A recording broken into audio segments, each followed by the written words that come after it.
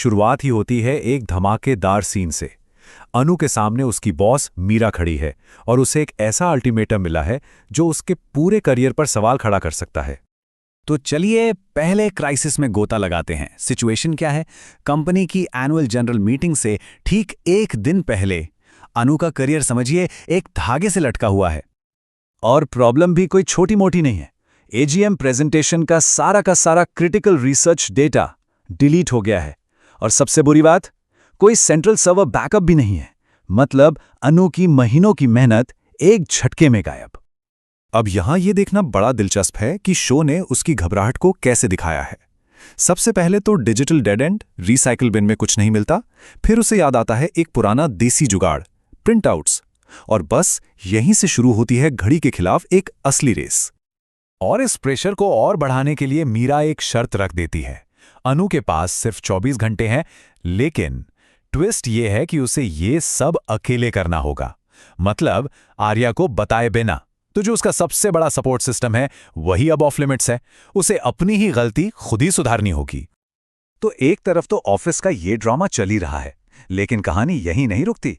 अब आते हैं दूसरे संकट पर, जो दिखाता है कि अनु की प्रॉब्लम्स सिर्फ ऑफिस की चार दीवारी तक ही सीमित नहीं है।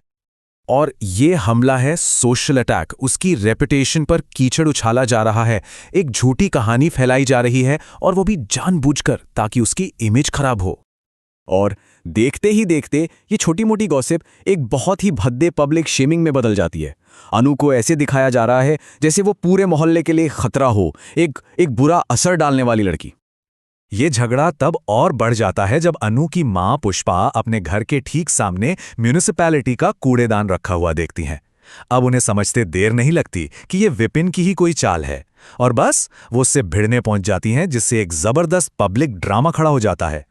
तो पॉइंट ये है कि अनु की पर्सनल और प्रोफेशनल दोनों दुनियाओं पे एक साथ अटैक हो रहा है, और इसका सीधा असर, इसका प्रेशर उसके पूरे परिवार पे पड़ रहा है। अब जहां अनु इन दो लड़ाइयों से जूझ रही हैं, वहीं आर्या की फैमिली में एक तीसरा और उतना ही बड़ा संकट खड़ा हो रहा है, जो उसका पूरा ध्यान खींच लेता है। होता क्या है कि आर्या को उसकी मां का एक पैनिक कॉल आता है। उसके भाई हर्ष और भाभी मानसी के बीच एक बहुत बड़ा झगड़ा चल रहा है। हालात इतने बेकाबू हो चुके हैं कि उसकी मां उन्हें संभाल नहीं पा रही, और आर्या को सब कुछ छोड़कर ऑफिस से घर भागना पड़ता है। और ये झगड़ा उनके रिश्ते की गहरी प्रॉब्लम को सामने लाता है।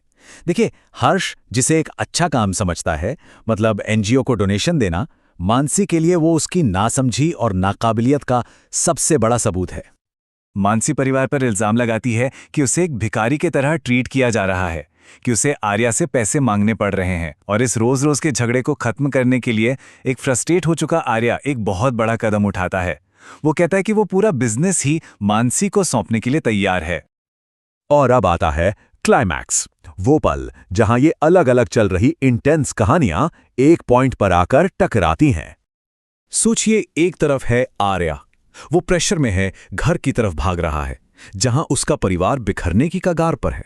उसके दिमाग में बस हर्ष और मानसी का झगड़ा और अपने परिवार को टूटने से बचाने की चिंता चल रही है। और ठीक उसी वक्त दूसरी तरफ है अनु, वो भी जबरदस्त प्रेशर में है। एक तरफ करियर खत्म होने का डर, दूसरी तरफ मोहल्ले में हो रही बेइज्जती, और वो इन सब का सामना कर रही है बिल्कुल अकेली। और यहीं पर हमें देखने को मिलती है जबरदस्त ड्रामेटिक आयरनी। ऑफिस से निकलने से पहले आर्या अनु को हिम्मत देता है, उसे कहता है कि खुद पर भरोसा रखो।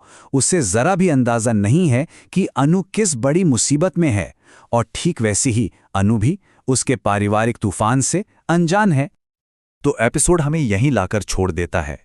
एक तरफ करियर दांव पर है, दूसरी तरफ परिवार टूटने की कगार पर। दोनों मेन कैरेक्टर्स अपनी अपनी लड़ाई में बिल्कुल अकेले हैं, और सवाल यह है कि जब घड़ी की सुई टिक टिक कर रही है, तो